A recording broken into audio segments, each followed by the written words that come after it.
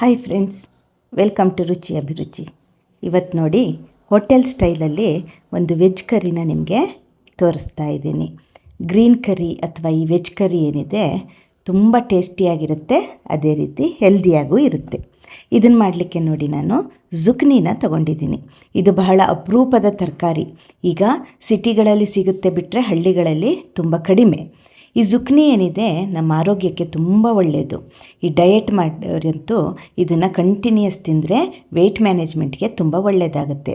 ಅದೇ ರೀತಿ ಡೈಜೆಷನ್ಗೆ, ಐ ಹೆಲ್ತ್ಗೆ ಮತ್ತು blood sugar, blood pressure control ಮಾಡಲಿಕ್ಕೆ ಇದು ತುಂಬ ಒಳ್ಳೆಯ ತರಕಾರಿ ಅಂತ ಹೇಳ್ತಾರೆ. ನೋಡಿ, ಇದನ್ನು ನಾವು ವಿಡಿಯೋದಲ್ಲಿ ತೋರಿಸಿದ ಹಾಗೆ ಕಟ್ ಮಾಡ್ಕೊಳ್ಳೋಣ. ನಂತರ ನಾನು ಇದರಲ್ಲಿ ಏನು ಉಪಯೋಗಿಸ್ತಾ ಇದ್ದೀನಿ ಅಂತ ಹೇಳಿಬಿಟ್ರೆ ಬ್ರೋಕಲಿ. ಇದು ಇನ್ನೊಂದು ನಮ್ಮ ಆರೋಗ್ಯಕ್ಕೆ ಅತ್ಯುತ್ತಮವಾದ ತರಕಾರಿ. ಬ್ರೋಕಲಿ ಆರೋಗ್ಯದ ಬೆನಿಫಿಟ್ಸ್ನ ನಾನು ಬ್ರೋಕಲಿ ಅಂಬೊಡೆ ಮಾಡುವಾಗ ನಿಮಗೆ ಡೀಟೇಲಾಗಿ ಹೇಳಿದ್ದೀನಿ. ಆ ವಿಡಿಯೋನ ನೋಡಿ, ನಿಮಗೆ ಇದರ ಹೆಲ್ತ್ ಬೆನಿಫಿಟ್ಸ್ ಗೊತ್ತಾಗುತ್ತೆ. ನೋಡಿ, ನಾನು ವಿಡಿಯೋದಲ್ಲಿ ತೋರಿಸಿದ ಹಾಗೆ ಈ ಬ್ರೋಕಲಿನ ಕಟ್ ಮಾಡ್ಕೊಳ್ಳೋಣ.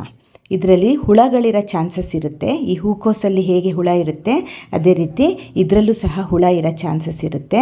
ಸ್ವಲ್ಪ ನೋಡಿಕೊಂಡು ಇದನ್ನು ಕಟ್ ಮಾಡ್ಕೊಳ್ಳಿ. ಹಾಗೆ ಕಟ್ ಮಾಡಾದಮೇಲೆ ಒಂದು ಪಾತ್ರೆಗೆ ನೀರು ಹಾಕಿಬಿಟ್ಟು ಉಪ್ಪನ್ನು ಹಾಕಿ ಸ್ವಲ್ಪ ಹೊತ್ತು ಈ ಬ್ರೋಕಲಿ ಪೀಸಸ್ನ ಅದರಲ್ಲಿ ನೆನೆಸಿಟ್ಕೋಬೇಕು. ಹುಳಗಳೇನಾದ್ರು ಉಳಿದಿದ್ರೆ ಸತ್ತು ಹೊರಗೆ ಬರ್ತವೆ. ಈಗ ನಾವು ಸಿಂಪಲ್ ಆದ ಒಂದು ಮಸಾಲೆನ ತಯಾರು ಮಾಡ್ಕೊಳ್ಳೋಣ.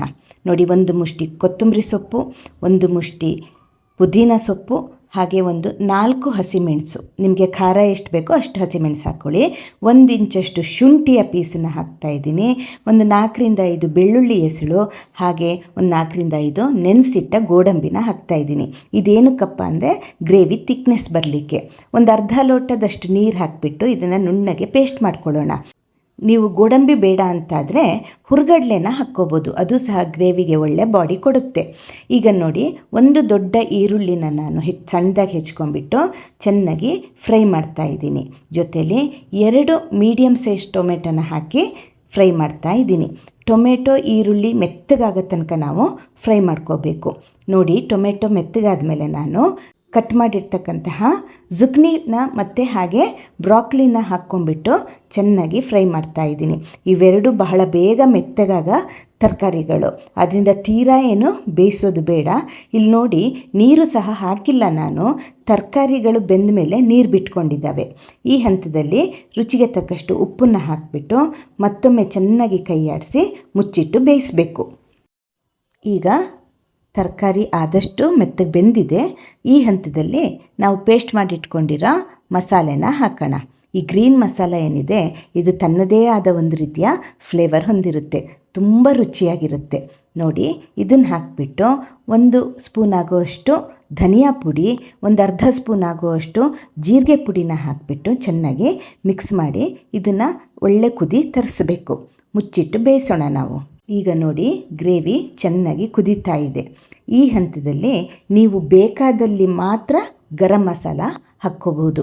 ಗರಂ ಮಸಾಲ ಹಾಕ್ತಾ ಇದ್ದ ಹಾಗೆ ಗ್ರೇವಿ ಕಲರ್ ಸ್ವಲ್ಪ ಬದಲಾಗುತ್ತೆ, ಅಚ್ಚ ಗ್ರೀನ್ ಕಲರ್ ಹೊರಟೋಗ್ಬಿಡುತ್ತೆ. ಹಾಗೆ ಕೆಲವರು ಗರಂ ಮಸಾಲನ ಇಷ್ಟಪಡೋದಿಲ್ಲ, ಅವರು ಇದನ್ನು ಸ್ಕಿಪ್ ಮಾಡಬಹುದು.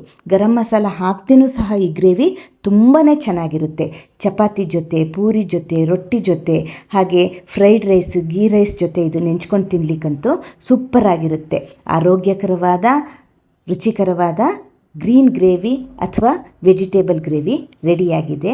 ಟ್ರೈ ಮಾಡಿ, ನಿಮ್ಮ ಅಭಿಪ್ರಾಯನ ಕಾಮೆಂಟ್ ಬಾಕ್ಸಲ್ಲಿ ತಿಳಿಸಿ. Thank you.